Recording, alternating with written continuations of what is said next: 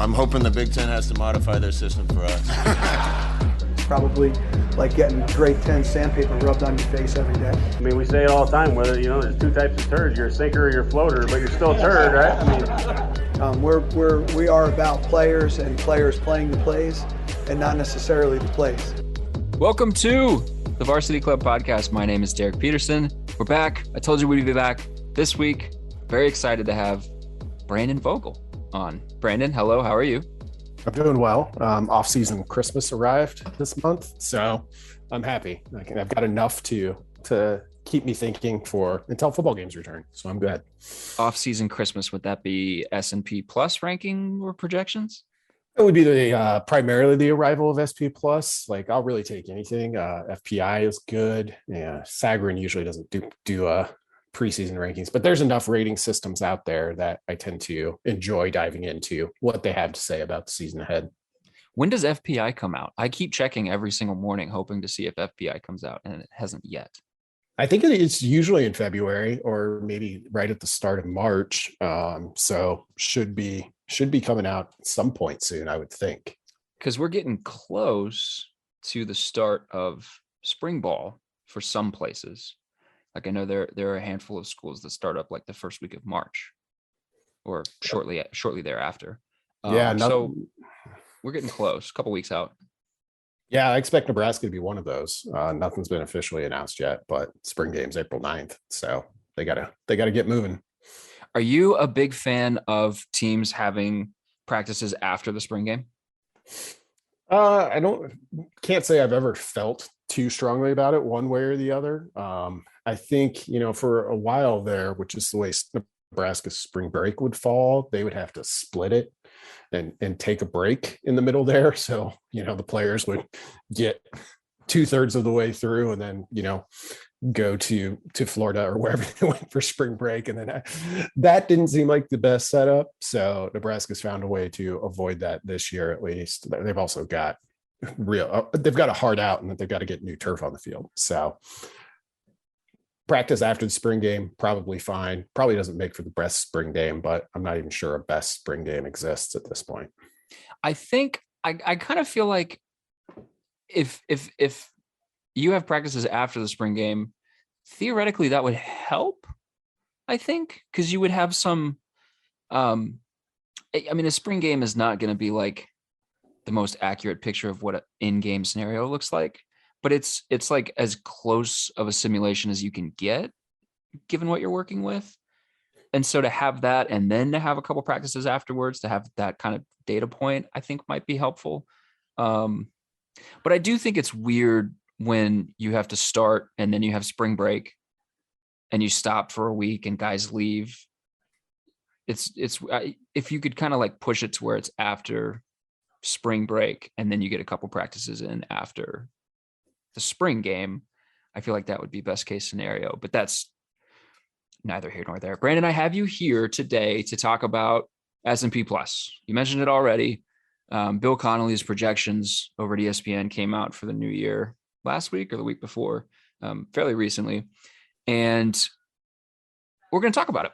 So I gave you a task to come up with a handful of teams that were surprising to you based on their placement, were interesting to you based on their placement, teams you just want to talk about as we look at these projections going forward. So let's just dive right in.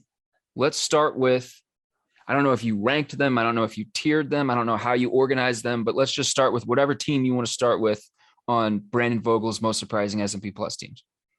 Yeah. So I guess maybe to set the stage quickly for those who may not, SP Plus is, as you mentioned, Bill Connelly's kind of metric. And what goes into that is basically three things: returning production, recent performance, which I think looks back from 2 years ago to 4 years ago. And then recruiting, which the recruiting piece of it is, teams tend to recruit like they're going to recruit. Nebraska basically recruits like Nebraska recruits. Indiana recruits like, and so on and so forth. So when I'm looking at this for my own purposes, I really put a focus on returning production. And then I look at something called Pythagorean Wins, which is the simplest way to put it is an estimated win total based on your scoring differential. So like outscored your opponent by this amount, that usually translates to this record. And that gives you a sense of teams that are kind of going up and down. And when I do that in a spreadsheet, I literally put the returning production ranking right next to these Pythagorean win teams and color code them. So what I'm kind of looking for is green. That means a team that was probably better than his record, might be a little undervalued, and a team that returns a lot of production. So those are some things I'll be talking about when I go through some of these teams. That's probably the longest preamble I have. So I'll start with one that was close to home for Nebraska. And I'm a little uneasy about it. Michigan State at 17. They've got an SP plus rating of 15.3, which means this rating system, with all the things I just mentioned, views them as 15.3 points better than the average college football team. I'll be surprised if they end up there. And I'm a little hesitant because I like Mel Tucker a lot. Super impressive. They did not have a profile going into last year that would have led you to believe 10-2, or I think 11-2 is what they finished, was coming. This year, they're a little of some good, some bad, which is they were 129th in that Pythagorean win differential that I look at, meaning they were about 2.5 games ahead of how many games a normal team would win with that scoring differential. But they're 36th in returning production. So they're going to bring a good amount back. So it's a little, I don't think Michigan State is going to be bad. I don't think there's going to be a major drop off.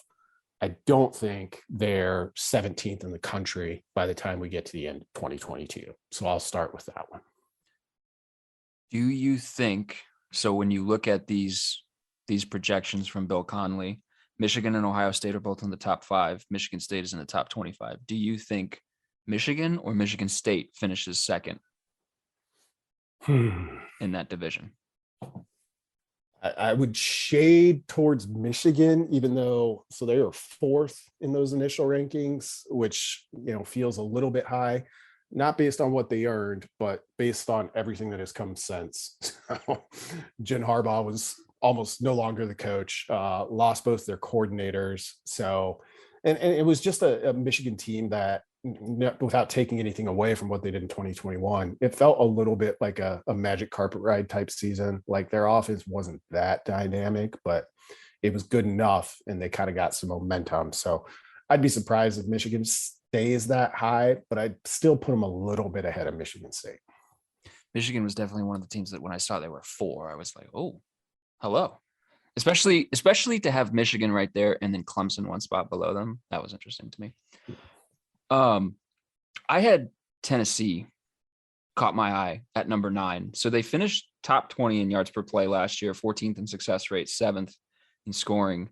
They were 10th in Bill Connelly's final S&P Plus projections. And if you kind of go back and look at those final ones, there's not a ton of movement with these early season projections. Some of the teams that were like top 10 in his returning production, like Stanford, BYU, they caught huge bumps. But for the most part, it's largely the same. But then you look at like some of the other, the model-based rankings, like they're 26th in FPI, 17th ranked offense, 32nd in Sagarin. And then Bill has them with like the 7th best offense in the country last year, 10th in S&P Plus. So like Hendon Hooker is the big name. He's coming back, 31 touchdowns last year to just 3 interceptions. They returned 74% of last season's production, which is 33rd nationally, including 80% of the offensive stuff. So they get their top running back, they get their top wide receiver back, but they only get 46% of offensive line snaps back. So like, I'll be really curious to see what happens with them, because how good is the Hendon Hooker, Josh Heupel pairing in year 2? Now that SEC defenses have a season's worth of tape to kind of pour over and look at what they tried to do, because SEC defenses are another level. So they'll be really interesting. I have a fun fact that maybe you know, maybe you don't. Tennessee had the 17th best recruiting class in the 2022 cycle in the country. What does that equate to in the SEC only rankings? I'm going to guess 8th. 8th. Yep. 8th. Yeah. 8th. Yeah. It's usually that range. And it's, it makes sense that it's Tennessee. South Carolina seems to occupy that spot in a lot of years. We're like, oh, they got the 22nd best class, and it's the 8th best class in their conference. Yep. Tennessee is one of those teams that was almost on the list for me. I think last year went way better than I expected for Tennessee. And I think it's going to be a little bit. So I think their ranking is probably earned. I mean, and obviously, like, nobody's deciding anything here. It's a model and it spits out what it spits out. But yeah, it seems like a little bit too much, too fast for me personally with the Vols. It's one of those things where you look at this and then you probably oversimplify it and you say Tennessee's 9th, Wisconsin is 10th. Is Tennessee going to be better than Wisconsin in 2022? I don't know. But like Mississippi State is also 12th. So like part of this is a function of just the SEC is really damn good and certainly fares well in these kinds of models. So I think that helps a little bit. But yeah, we'll see. We'll see with them. Who is the second team that you want to talk about? Oh, where to go? Maybe I'll go someplace that feels akin to Michigan State. And this is another team that I think will go down from where they're at currently, and that's Cincinnati. And through no real fault of Luke Fickell, he's doing an amazing job there. And I think they did a pretty good job in the transfer portal. But you look at the cornerbacks that they lost, particularly Sauce Gardner, like that dude was really, really good. So I think their transfers will come in and it'll help mitigate this a little bit. But last year they were a little bit ahead of what they probably should have been, which happens for teams that go, I think they went 12-0, right?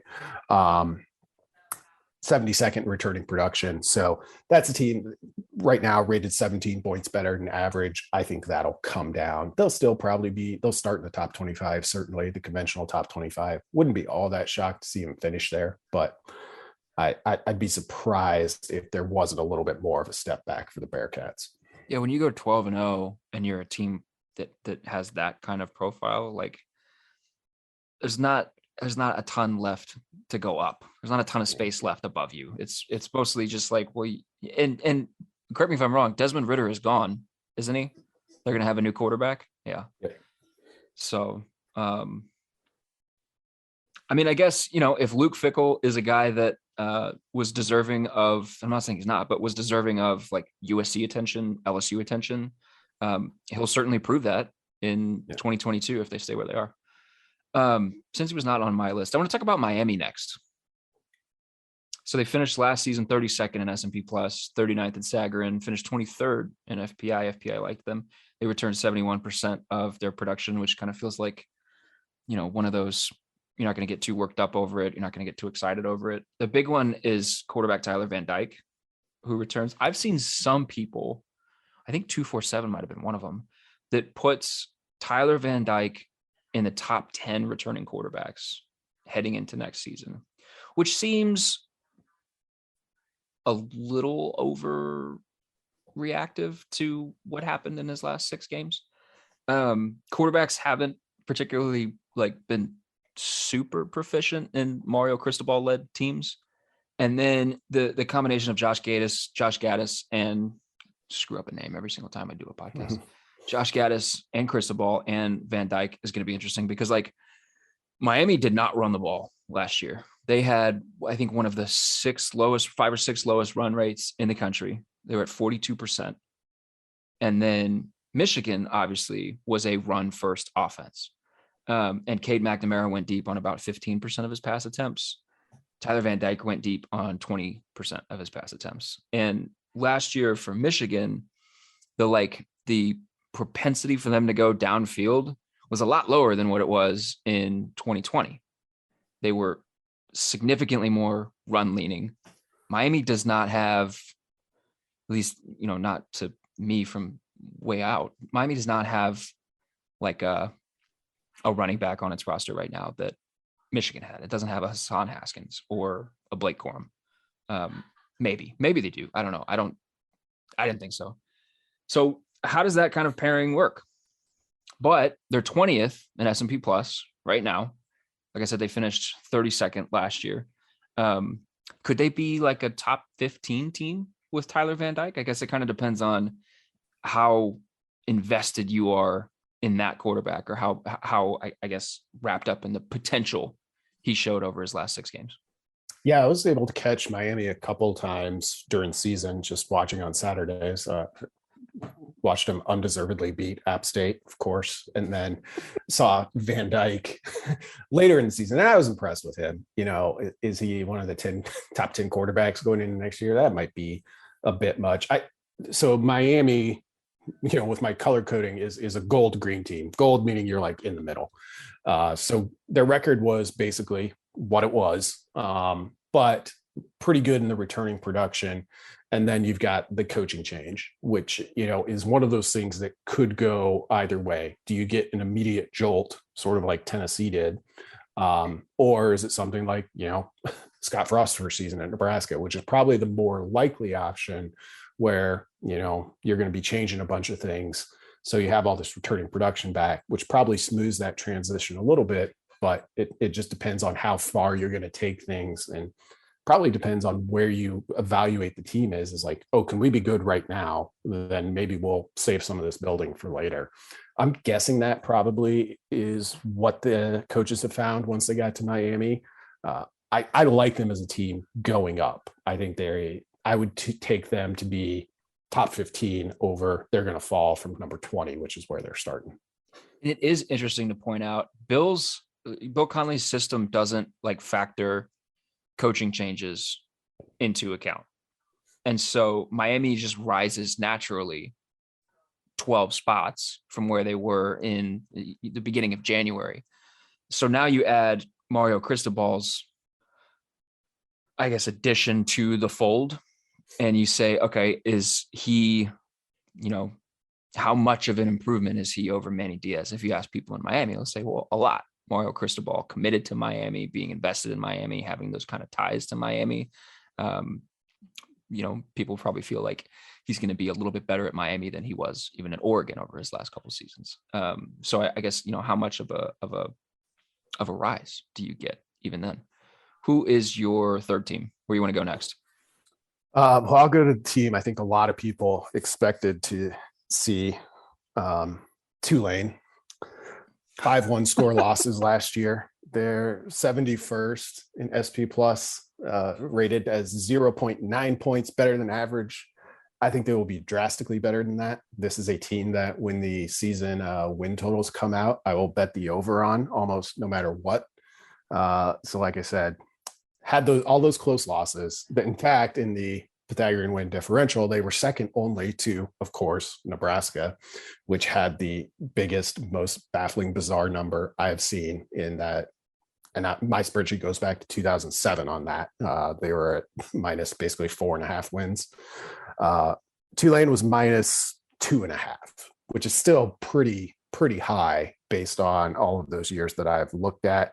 2-10 team, like, are they going to go bowl eligible? I think they could get there, but returning production, they're really solid too. This is the highest rated green team for me. So I will be taking the green wave and their win total. Are they going to jump up and like challenge in any way that the casual college football fans going to notice? Probably not, but they've got their quarterback returning as a third-year starter, and Willie Fritz is a good coach. So give me the green wave, give me their cool helmets, give me all their cool uniforms, and give me a like $10 win ticket on their over. Okay, let's pause here and let's talk about Nebraska for a second, because you just brought them up. They're 34th in S&P plus. You see, you know, those Twitter accounts that tweet out college football analytics graphs. Nebraska's offense is always ridiculously high, always top 20 in like any kind of advanced metric that you want to look at. We know the defense wasn't the problem. Once again, top 35 in S&P plus. What the hell are we doing with this team in 2022? Were you shocked to see them higher, or did you just kind of like, you just kind of grin and shake your head and be like, here we go again, let's see what happens? No, this is about, so it's pretty close to where they ended 2021 in the final rankings. And it's about where I thought they might be a little bit lower because their returning production isn't great. So in kind of the context that I've laid out here, green, red, et cetera, Nebraska is really interesting. They're all the way green in terms of their record accurately reflecting how good they were, which it did not. But then you take away, it's not a team that you would say, oh, they're clearly headed up based on returning production on its own. You throw in all of the change and the number of transfers they have. I really am having a hard time assessing like where I think this Nebraska season is going, which is a hard thing in a year. But with this one, you bring in all those new transfers and the new coaches, like it's going to be, I think, kind of chaotic spring. And it leaves me as like, they're almost a blank slate. So this SP Plus is meant to be predictive based on, all of the things we described, how it looks back at the past. And Nebraska's just got a lot of extra context this year. So it's going to be interesting because I have no real lean on the Huskers, other than I will say, looking at these rankings, they're 34th, but I think they're 8th or 9th in the Big Ten, which is key. The good part of it is there's only 3 Big Ten teams that have a rating less than 0, so viewed as worse than the average team.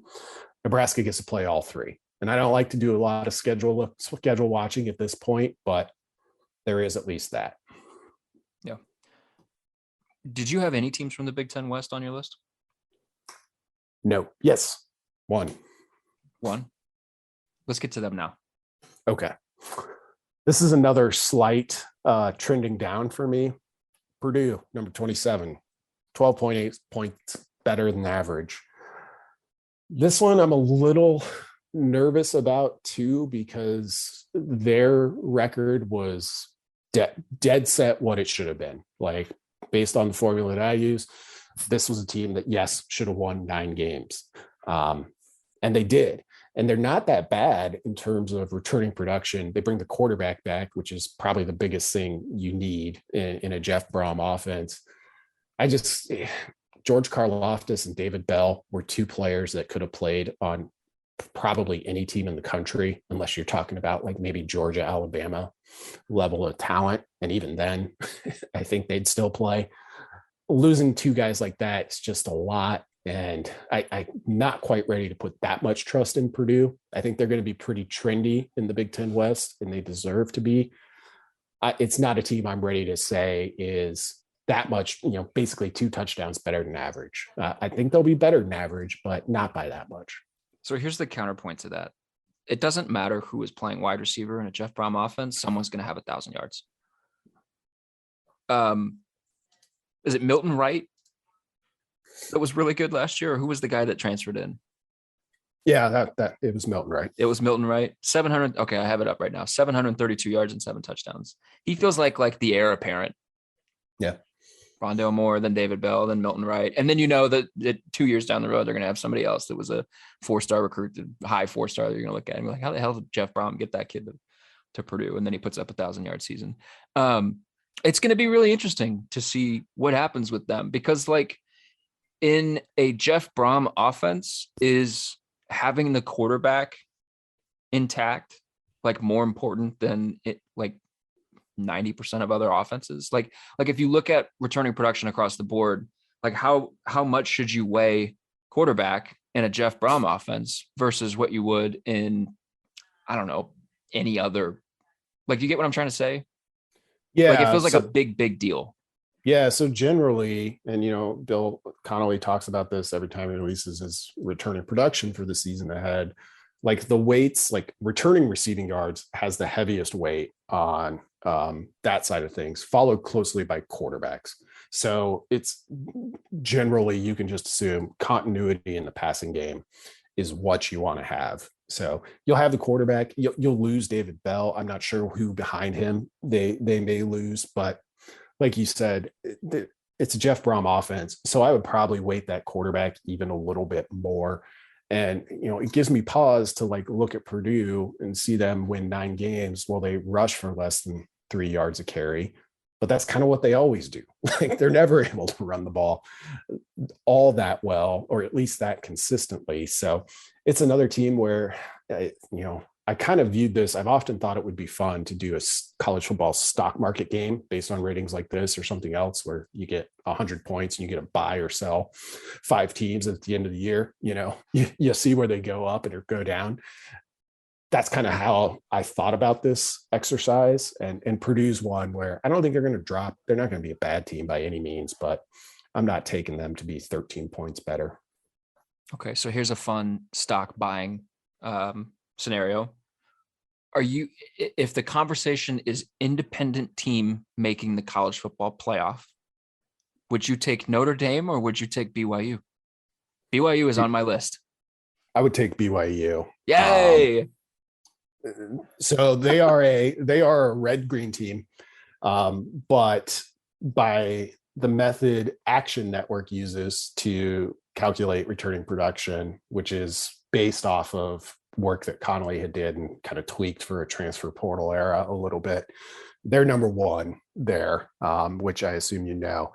And they were a team that was a little bit fortunate when it came to some of those close games, but they weren't supposed to be any good at all. Like their returning production was terrible going into 2021 and didn't matter. They found a way to get it done. And now they'll benefit from basically having everybody back. Yeah, they finished 46th in S&P Plus last season, and they have jumped to 23rd in S&P Plus projections for 2022.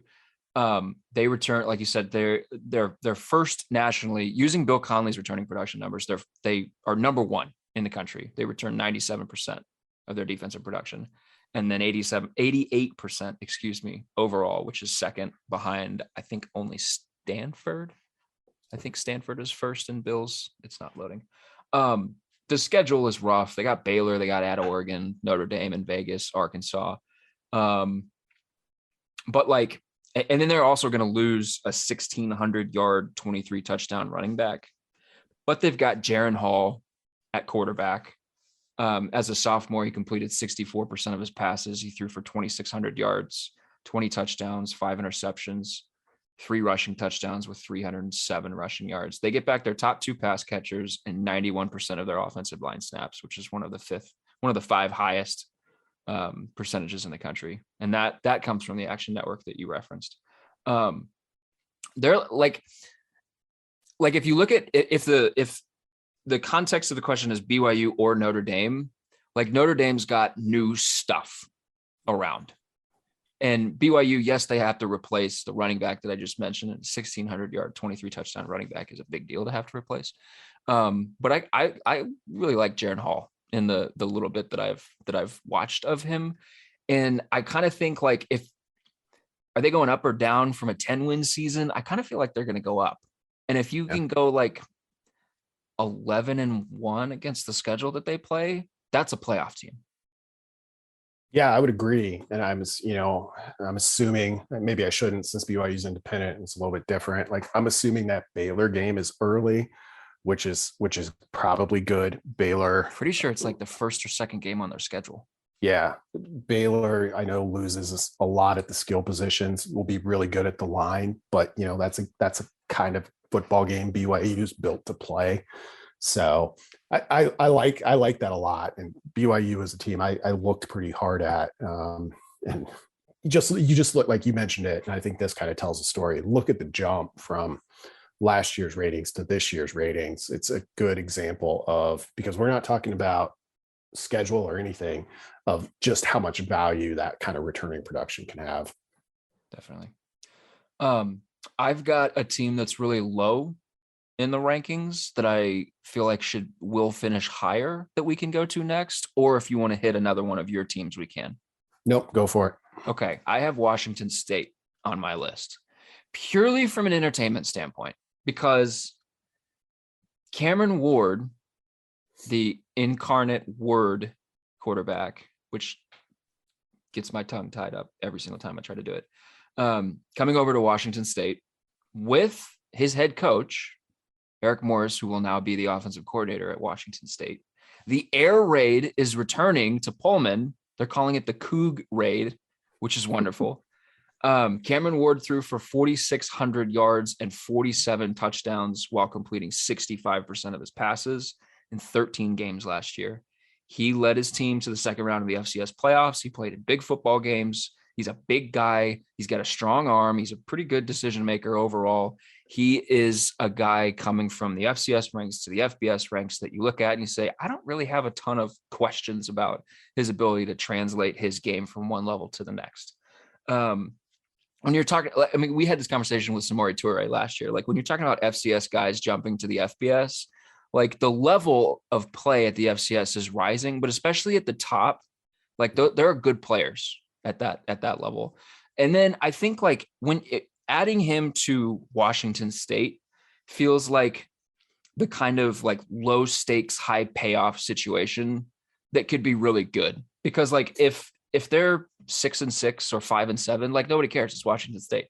And if they're 9-3, or like let's say they start the season, I don't know, like 7-1 or something absurd like that, like everyone's all in on Washington State. It's the best feeling ever. But they are 70th in S&P Plus projections, and they are so low because they rank 119th in returning production using Bill's numbers. 52% overall, 32% returning production on offense, which is 128th, and then 72% on defense, which was 42nd. Now, that requires a little bit of context because, and feel free to correct me if I'm wrong, the way I read it was that he did not include, he kind of worked transfer numbers into the equation for his returning production model. But if a guy was coming from the FCS level to the FBS level, he did not include that calculation in a team's returning production. So if you look at a team like Washington State, which saw its starting quarterback last year go to a new school, it looks like they lost their starting quarterback and didn't replace him, which obviously is not the case. They got to replace a lot elsewhere, but like Cameron Ward is exciting to me. And I feel like, you know, they're a team right now that's 70th in S&P Plus. They're probably going to be similar in like FPI and some of the other model-based projections that come out. But could they finish like in the 50s? Yeah, I think that'd be fun. Oh, absolutely. Yeah, that's a really good catch because you're right. FCS transfers aren't included. And like, I understand why you would do that. Like this might be the one where you have to make an exception. Mm-hmm. You know, it's Washington State's going to be must see TV on late Saturday nights, at least early on, because I'm super excited to see Ward play. It's got strong Western Kentucky in 2021 vibes where they just basically downloaded an entire offensive brain trust from a successful FCS offense. Incarnate Word almost beat Baylor in the opener last year, you know, and we know Dave Aranda's no joke. So it's going to be super intriguing. That's a good pick. In fact, it makes me feel worse about the pick that I made, but it's a good transition. I went with Washington tepidly. So high expectations for the Huskies going into last year weren't quite as bad as their record indicated. They're okay in terms of returning production. So the play here for me is really Kalen DeBoer, the new head coach. I really, really like him. I was a little bit sad to see Washington snap him up. Should Nebraska be in need of a head coach anytime in the near future? I think he's a South Dakota guy. Either South Dakota or North Dakota, kind of cut his teeth building Morningside in Iowa into an NAIA national championship team. So that's one where we talk about how these coaching changes, you know, they can either kind of go up or down right away. This is one where I think Washington, we obviously liked the talent. Collectively college football sphere, like the talent there. I think you'll be able to have a pretty quick impact and make the Huskies at least a little bit better than where they start out in these rankings, which is 61st. So fun fact, before last season started, my brother wanted to start a college football podcast and he wanted me to be on it with him. So we recorded this first episode, which was like dark horse teams, overrated, underrated teams heading into the new college football season. And during that podcast episode, I thought, and did homework on it, I thought that Washington could be a dark horse Pac-12 title contender. something got messed up with the recording of that audio. We didn't ever publish the episode, and then it just kind of died. We didn't start it. My brother started classes, and there's a bunch of other stuff going on. We just didn't start it. And we looked back at it at the end of the season, and we thought, man, miss. It's really good that this podcast never like saw the light of day, because particularly the Washington one, like 4-8 last year, they got their coach fired. He's pushing dudes on the sideline. Like, it was a mess last year, but their defense was especially against the pass, was a Washington defense. Like, they got 2 corners that are probably getting drafted in the first round of the NFL draft. I just don't like Michael Penix Jr.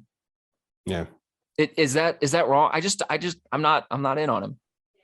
I mean, he's good when he's available, but he's never been available for a full season. Like, I think so Washington's problem, I think, last year, and really the reason, well, I mean, we know the literal reason Jimmy Lake's no longer there, but the reason they were faltering even before that incident was like, it just didn't seem like he played the wrong hand when it came to, so he's a defensive guy, to what he wanted to do with their offense. And I think that's something that DeBoer, that's his side of the ball, he can fix pretty quickly. And obviously DeBoer was at Indiana. So you have that familiarity with Penix. So I think the question for me isn't so much, do I like him or not? I think he's good enough for you to win a bunch of football games. We saw that with Indiana 2 years ago. But is he one of the best quarterbacks in the country? No, but I'll take that kind of Indiana familiarity and just my overall esteem for Kalen DeBoer as a coach, and roll with the Huskies. I think they ended up coming out of a coaching change about as well as they could. Maybe not number one even in their own state, because given everything that happened to Washington State and how they came out of that, yeah, Cougars might take the top spot there. This will actually be interesting. We'll have to revisit this. Which team finishes higher in SP plus, the Cougars or the Huskies? Because they're pretty close right now.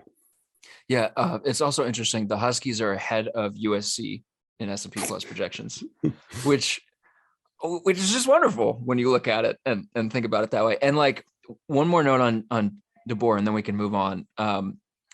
Dylan Morris, which was Washington's starting quarterback last year, led the Pac-12 in interceptions thrown. DeBoer's guy at Fresno State, Jake Haener, had 33 touchdowns and threw for 4,100 passing yards. So like, there's a pedigree coming over in the new coaching staff of high quarterback level play. So if it's Dylan Morris that wins the job, if Penix isn't healthy, or if it's Penix, we'll see what happens there. I'm just not, and everything you said is perfectly fair. I'm just not a big Michael Penix guy. And I think, they're kind of banking on, like, his best season was obviously with DeBoer running the show at Indiana, but that was in 2019. And Penix has had a lot of injuries since then. So we'll kind of see what happens. I have Illinois as the last team on my list. And it's not because, like, I was surprised that they were at 83rd, which is where they're at. It's not that I was like, I think they should be higher, I think they should be lower. I just don't know what to do with Illinois right now. They finished 2021 64th in S&P plus. They were 67th in FPI, 75th in Saccharin. So right around the same area. They returned 51% production in 22, which is bad. Bottom 10. 51% on offense, 51% on defense. They got to replace the quarterback. But like, do I need to be super concerned that you have to replace Brandon Peters, or Art Sitkowski? I'm not super concerned. Like, with Illinois, for me, it's just kind of like they have an actual identity. Burt got them playing a certain way at the end of 2021. And I just kind of wonder with them if this yearly cycle of like, well, Illinois was pretty decent over the last half of the season, but never mind, they're losing everyone. They got to replace everyone back to the bottom of the Big Ten. Like, that's got to reverse course at some point. And like, if you look at the way they started last year, we saw them against Nebraska, and they look like they would maybe win one more game the rest of the season. Like, they beat Nebraska, but they didn't look good doing it. And then they lose to UTSA, and you're like, well, this team's going to win 2 games all year, maybe. And then they beat Penn State, they beat Minnesota, they beat Northwestern, they hung tough with Iowa, they hung tough with a solid Rutgers team. It's not bad to lose to Rutgers last year. Do they go into the 50s, 60s range and start to like improve on each year with Brett Bielema? Because and it just kind of seems like, I don't know.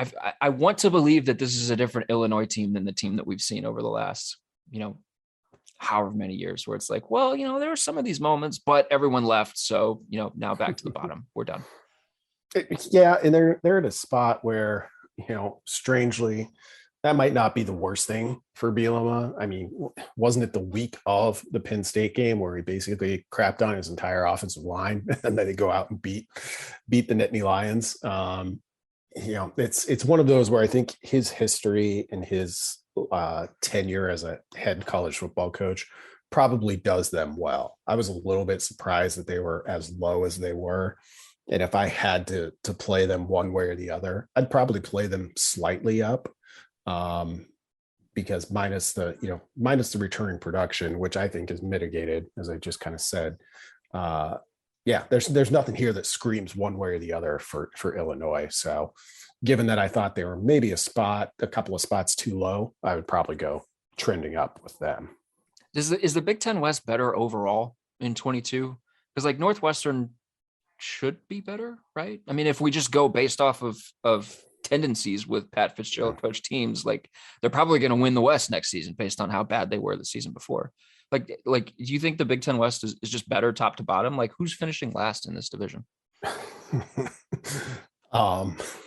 that can I plead the fifth on that? I don't think Nebraska is going to finish last, but I hadn't thought that, they would be anywhere close to that in the 3 previous seasons either. So it's a good question. I mentioned earlier, I think I said 3, but there's actually 4 teams that have a sub-0 rating in SP plus: Rutgers, Indiana, and then the bottom 2 are Illinois and Northwestern in that order. And Nebraska will play all 4 of those teams, I think, before like the second weekend in October. So, not to sidetrack us back into Husker talk, but that's probably not the worst thing, I guess. Well, this is a Nebraska podcast after all. Yeah. There is some impetus for Nebraska to get a lot of work done early and to be ready to go out of the gate. But Northwestern, I totally get it. Their rating is probably deserved. It's just, it's hard with how they continually bounce, and they do that consistently, where going into last year, I mentioned Tulane was my day one over total. Northwestern was my day one under total a year ago. They just lost everybody. And, it was pretty, that was a team that screamed, they are going to regress. And they regressed even further than I thought they would. Now I think they'd probably progress a little bit. But yeah, it's tough. I don't know who's going to finish last in the Big Ten West. And then the thing about it, the reason it's so tough to sort out is it always feels like so tightly grouped. Occasionally you have those years where Wisconsin runs away with it. At least that's what it's been most recently. But this past year, you went into that final weekend with Iowa, Minnesota, and Wisconsin all technically alive for winning the division. It's tough. It's a slog, I guess is the best way to put it. And I do think the division overall is better. Nebraska getting better might be the best way to kind of prove that. And then what happens with Purdue? Those are kind of the teams in the middle there that I think could go either way. Yeah, there's just a big like mush of a middle when you get past Wisconsin and I mean Iowa has questions that got to be answered. It's just kind of a mush of a middle. And so like you ask the question, who finishes last in the division, and you could talk yourself into like 4 different teams, and you could talk yourself into any of those 4 teams, like not necessarily having a terrible year and still finishing last in the division, because it feels like the level of play in the division is getting better. Yeah. Like we know that Northwestern is going to be a well-coached team with Pat Fitzgerald. What does the talent do to their ability to win games? What does the talent available do? If Illinois is, a Brett Bielema coached team, like they'll be tough. If Nebraska is better, they'll be tough. It gets tough quickly. It gets tough. Do you have any teams left on your list that we haven't hit? I have one more. All right, let's get to it. Does the name Austin Kendall mean anything to you? Oh God. I think Oklahoma could use a quarterback right now. Well, they can't have him now because he's going to lead my Louisiana Tech Bulldogs from their 114th preseason rating, minus 12.1, to something vastly superior to that. Louisiana Tech was a team that they're another green team for me. So good returning production, not quite as bad as last year's record made it seem, but the record was bad enough to get their head coach fired. Sonny Cumbie is in. Louisiana Tech is a team, as a program that's just better when it's throwing the ball all over the yard. And now they've got Austin Kendall, formerly of Oklahoma, formerly of West Virginia, to probably at least challenge for that job with, I think, 2 guys with starting experience back. So I'll take Louisiana Tech going up. I have absolutely no notes about Louisiana Tech, so I have absolutely nothing to offer this conversation. So I like it. Good pick. I like it, Picasso. Thanks. I mean, there's not a lot of room to go down, so it just be a little bit better. Hey, if you're a college football team at that kind of level and you want to be better, just throw the ball 60 times a game. See what happens. You're going to be in a lot of fun games and people are going to be watching you. Yep. And I think that's what the Bulldogs will do. So have at it, Sonny Cumbie. Cool. I don't have any teams left on my list. So unless you want to talk about Oklahoma, at 7, they were right there. We can, but we certainly don't have to. Well, I guess here would be my question as someone who's still, in plenty of Oklahoma circles, and probably has a pretty good grasp, a better than average grasp on that team. We know that SP Plus does not account for a new coaching hire. But would you expect under Venables the Sooners to progress or regress? Based off of what they did last year, I think they were a worse team last year than what they should have been under Lincoln Riley. But then you have this question of, they start out 7th in S&P Plus projections, which feels too high for me. It feels like, do they finish the season in the, 13, 14, 15 range? That's where I would probably put them, because you just have to ask, how much of a drop off is there from Lincoln Riley, who everyone outside of Norman, Oklahoma, or I guess the state of Oklahoma, views as a top 10 coach easily, to a first time guy? And there are a lot of people that are really excited about Brett Venables, and he's been an elite defensive coordinator over the years. Not just good, not just great, elite. They've been really good on defense. So he should be able to coach that defense to be better. But Ted Roof as the defensive coordinator, I just wonder, what's the drop off from Lincoln Riley to a first time head coach at a place like that? And they're losing, their defense has to be better. Their defense was not good last year. And they're losing 2 big guys on the defensive line. They're losing their best pass rushing linebacker. They lose both safeties. Lots of new assistant coaches. I just wonder if when you're at the top like that and you start talking about regression, 1 percentage point, 2 percentage points, is a lot at the top like that. So I don't know, maybe they slipped to 14th, 15th S&P Plus. Maybe they're, 8-4, 9-3 and not playing for the Big 12 in his first year. That's kind of where I'm at. Yeah, I think that's where I'm at. I would be at with Oklahoma too. Obviously, a team Nebraska will see, and we'll see early this year, which will be interesting. Venables, first-time head coach. He's been such a football lifer and part of a successful program for the majority of that. I think I personally kind of, make note of that and maybe reduce my expectations for Oklahoma a little bit, but not as much as I would for a lot of kind of coordinators coming into that spot. It's just that Oklahoma's recruits well. They'll have plenty of talent. It's just going to be unproven in a lot of cases. And it's the talent loss is massive in terms of the guys that departed, whether it was for the NFL or for a bright shiny new life in Los Angeles. And the kind of the longer term thing with me is Oklahoma, with Venables being a defensive head coach. Like, are they gonna have to win Big 12 games like Baylor? Well, I guess they're not gonna be in Big 12 very much longer. So it might serve them well to kind of go that route. It's just, I wasn't alive during the Switzer years for the most part of it anyway, at least the beginning of the Switzer years, but like Oklahoma, well, even back to the 40s and 50s, has been like offensive innovation. So this particular trajectory for them is interesting. Yeah. I mean, like, they won 11 games last year. Yeah. Are they going to win 11 games with a new quarterback and a new head coach and a new everything on the assistant coaching staff? I don't know. I don't think so.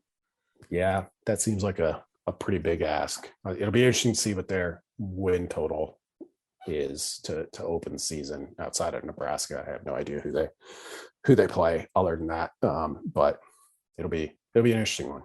Well, like, if you question that publicly, you get yelled at as a hater. They play UTEP, they play Kent State, they play Kansas State, they play at TCU, they get Baylor at home, they get Oklahoma State at home, they get Iowa State on the road. Really, the big thing with them, and it's worth talking about, like, who else in the Big 12 do you trust?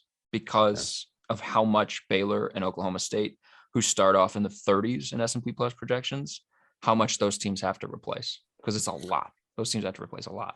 Yeah, so, like, that's part of it. Yeah, I'm looking at back to the 2021 numbers. Like, Oklahoma State was not a team you would have projected to do what it did this year. So, we've talked about this, like, we're both trying to be like, well, here's what's likely, or here's what's probable, or here's why we think maybe it's not. Teams like that do happen. Oklahoma State happens. They were a team that was pretty close to red, and here we are. So, yeah, I think the Big 12 piece of it is a big factor. That schedule, UTEP and Kent State, both bowl teams last year, but both teams I think are trending downward going into 2022. And a lot of times when you get a situation like what you just outlined with Oklahoma State, when you see them better than what anyone expected them to be, you look at coaching. And, like, if you talk to people in Stillwater, or you talk to Oklahoma State fans, like, they'll tell you by and large, like, that was one of Mike Gundy's best coaching jobs. And Jim Knowles, at defensive coordinator, was a big deal. So I'll be curious to see how Derek Mason fares in that new role. He took a pay cut to leave Auburn, which I guess, is probably worth it with the way that Auburn is going right now. But yeah, so, like, if you're in the situation that, like, Oklahoma is in, like, you look at coaching, what does Brent Venables do in year one? So, yeah, we got everyone. This was fun. It was fun. Thanks for doing Go this. Tulane. Go Louisiana Tech. It's a big year for me in the state of Louisiana. Clearly, yeah. If we're doing, like, best mascot, helmet, uniform, color combination kind of deal, if we ever did that podcast, Tulane was number one. Tulane it gets a perma spot at number one. It's excellent. It is excellent. And obviously, like everyone else, I love the wave logo, but I also love, like, who else is green and blue? Like, nobody. So points for originality. It's a truly wonderful color scheme. Brandon, what's due at Hail Varsity? What's coming? Yeah, so we just as we record this, just got our February issue off to print. So people can look forward to that. We got a big baseball preview there. Drake Keeler, who's been doing great work for us since he hopped on with us as an editorial intern in the fall, did a really nice story on kind of a history of Black women athletes at Nebraska, which, his point of view, and I agree with him, was that often gets overlooked. We got an interview with Lana Hendricks, speaking of branding and marketing and color schemes. Some pretty interesting stuff there on just kind of Husker marketing and Husker branding and everything that goes into that. So that issue is on its way. And then we're ramping up for spring football. Had a slight site redesign, which hopefully people have had a chance to see at this point. I think it cleaned some key things up and just made things a little bit better and easier to navigate on that front. Yeah, it looks good. It looks really good. I think I messaged you randomly, probably pretty late one night, which is a dumb thing to do for somebody with a small child. But it looks good. Thank you. It actually, late at night's usually better because that's about the only time where I know he's once he goes to bed, he's usually to bed. So it's become a time when I get a lot of work done. After that's the hours nice. Of 7 p.m. Yeah. Once he goes to bed, I have a buddy who had a kid, and for like the first couple months, he would like message me at like 3:00 in the morning because he's like, "Yep, we're doing shifts," and he's still awake, so I gotta be awake. And I'm like, "Dude, I'm sleeping. Leave me alone." I'm hesitant to ever mention it because it's like talking about a no-hitter a little bit, but we decided to do sleep training and we did it, and it was like, painful for about 2.5 nights. And then since then, knock on wood, he basically sleeps from 7 to 7. So somehow, some way, we've managed to get that piece of it right, at least. Well, I'm going to knock on my desk, and I would ask everybody that's listening to this at home to find some wood that is near you and knock on it so that Brandon's life and sleep schedule can stay manageable. Brandon, I'll let you get on with your day. Thank you for coming on the podcast. I appreciate it. Anybody that wants to continue reading HailVarsity.com content, specifically Brandon Vogel's content, because you should, HailVarsity.com/subscribe. You can get web coverage. You can get the magazine. It's all excellent. Go do it. Brandon also has a podcast that you can subscribe to. It's not in season right now, but it'll come back for the season. The I-80 Preview podcast. There's a number of Hail Varsity podcasts that you guys can find and listen to and subscribe to. This show and all of them are a proud part of the Hurrdat Media Network. Shouts to Cam for producing this every week. Shouts to you guys for listening every week. Shouts to Brandon for being on this week. Stay safe, and we'll be back next week.